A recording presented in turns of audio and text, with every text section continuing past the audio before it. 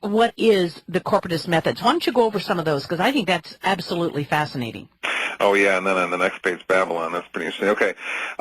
Yeah, there's, well, that's number one there is there's a communist labor structure. They'll tell you on TV that you're free and you own all these things, but if you look real closely, we're exactly identical to Soviet Russia, except with one difference. We have more malls and more junk to buy, and we've got more credit to buy it with.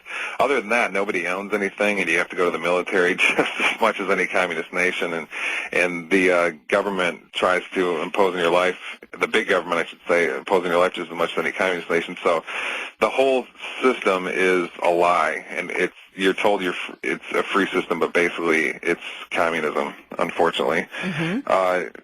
Then the fabricated business cycle, number two, that's extraordinarily amazing, in my opinion. Basically, I discussed this at great length throughout corporatism, and we're right in the middle of the fabricated business cycle right now. I mean, what do you mean by that? What do you mean by that? Okay, the business cycle goes up and down based on how much credit is available. Not how much wealth, how much credit is available. So if credit's restricted, the business cycle goes down, and they call that recession, or if it's real bad, depression.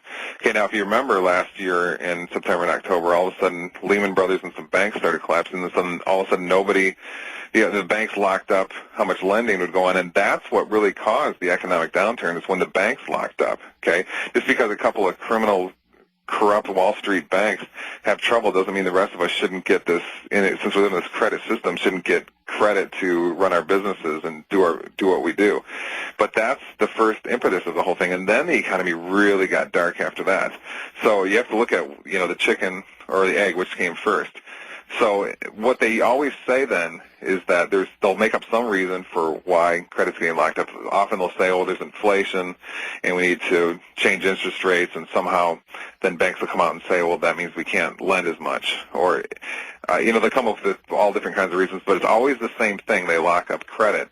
And if they want to lock it up enough, as I think they're going to do here again in the next few weeks, for a number of reasons, they can bring the country to its knees, because since the nation is a debt system where all pieces of money are derived from debt from the Federal Reserve, and then that goes to the U.S. Treasury, and the Treasury has to pay it back, and so forth down the line to your local bank. If debt's locked up, that means the economy can be crushed. That's exactly what's going on right now. And you've given all 55 zillion different reasons on TV for why it's going on. They'll sit there on TV and say, oh, the reason that GM's going down is they'll come up with all these reasons. I say, if GM, General Motors, and Ford was such a bad business model, why did it work so beautifully for 50 years? And then it sounds like all of a sudden the world around it started to change in the 60s, 70s, and 80s, rather than the business model being soured. But they'll never tell you that on Fox fake news. They'll just sit there and tell you how, it's so great that the New World Order is selling the country to China and so forth. So do you want me to talk any more about the business cycle? No, that's fine. And I think the next one is especially important to our listeners. Mm-hmm. Yeah, the contamination of people is point number 3. And this is through electromagnetism, and you do not underestimate electromagnetism contamination. I've recently known how incredibly powerful it is. But in every single way, through information, food, medicines, water, and anything that goes into the human body or consciousness is thoroughly contaminated to an incredible degree. And this is a principal New World Order corporatist tactic. And you can weaken people to an incredible degree. People are a spiritual entity. We've got this huge brain. It says in Genesis 1:24 that we were created in God's image. That means that there's something pretty special about us. But all these contaminants and so forth make us basically into a stupid monkey, and then that's why they want to tell us that this Darwinism thesis is correct, that we come from monkeys. So, fluoride, the aluminum and aspartame and everything in vaccines, pollution that you're breathing in from the air, the food pesticides, electromagnetism is one of my favorites because it's so invisible and so everywhere. So we can talk about any of those if you want. The vaccines is a pretty hot one. And all of Chapter 5 in corporatism is basically devoted to vaccines and chemtrails. Well, the vaccine issue being such a huge one, I know it's a big one with you. Yeah, we just played My Ox Got Gored. Yeah, it's a big one with me. But we just played a PBS children's promotion of vaccines. I've seen some of those. Yeah, and it's just disgusting. But it was paid for by Boeing. I thought the military-industrial complex paying for vaccine information propaganda for children is that's corporatism. Yeah, it's kind of like right along with what you're talking about. Yeah, you get weird things like General Electric owns the NBC channels. You know, one of the biggest makers of atomic or nuclear weapons is controlling one of the biggest arms of our media. I mean, that's corporatism when you get weird things like that. So Boeing all of a sudden is interested in vaccines. You know, what is it? NPR, the public radio, you know, is sponsored by the big oil companies. I mean, what a joke this is. But yeah, I've seen the swine flu vaccine. In my opinion, that could be the first issue that really brings the seriousness of what's going on into everybody's eyes. I mean, you can still have a lot of people that walk around and say, oh, nothing's wrong, everything's great, give me my TV. But I think the swine flu, that's being pushed so hard on people. It's even surprising me a little bit how much they're coming after people, firing them from their jobs, and then moron Obama up there saying, oh, you don't have to take it, it's optional. And then all the protests that are already emerging this early makes me think that issue is going to absolutely explode. And it's a theory, but that could be one of the ones that really gets things going. Well, I want to hear your theory, because this is obvious a game for a reason, because there is no value in taking the shot. It's dangerous, it's bad, it's all kinds of things. There's no reason to be taking it. However, what's the motivation behind this? Let me just tell you, I think it's because they want to find out who the resistors are.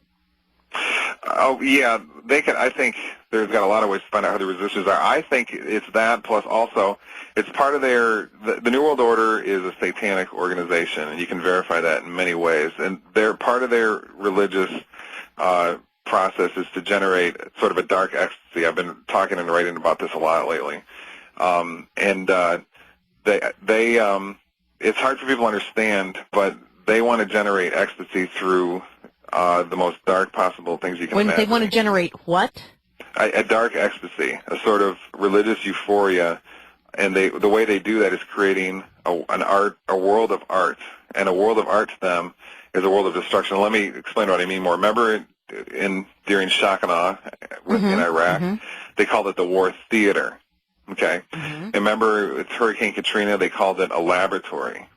Okay, and now you can notice they do these all the time. They use these kinds of words. They describe war as theater and so forth. And basically, what you can find out by looking into these people's writings, how they ritualize war and ritualize this contamination of people with vaccines and so forth, you start to realize that what they're trying to do is create an artistic world where the whole world is their artwork, but the artwork is a sort of horrific artwork, like the most horrific horror film, and they get some sort of religious ecstasy off of this because they are. Can you still hear me? Oh, okay. The New World Order is based. I published this on Infowars.com. Kurt Nimmo ran an article about this several months ago. And what you have to do is understand that they want to push all this irreligiosity and make, dumb down the churches and get everybody to think about materialism, this dying philosophy of materialism, that the only thing that exists is material. And they want everybody to think that the spiritual doesn't exist. But they're absolutely obsessed with it. And spirituality is what our brains are created for, our entire bodies are created for, but they want us to think that all that is important is how many cheeseburgers you can eat in a day. Yeah, that's right. You can buy from Walmart. I'd like to ask you a favor, please. Could you not use the S word, because we can sort of get knocked off the air every time you use the S word. Which one? The S word. Like a word with the letter S in it? Satan! Every time you use that word, we get knocked off the air. So if you could mind cleaning up your language a little bit here. We seem to be offending someone. Yeah. Anyway.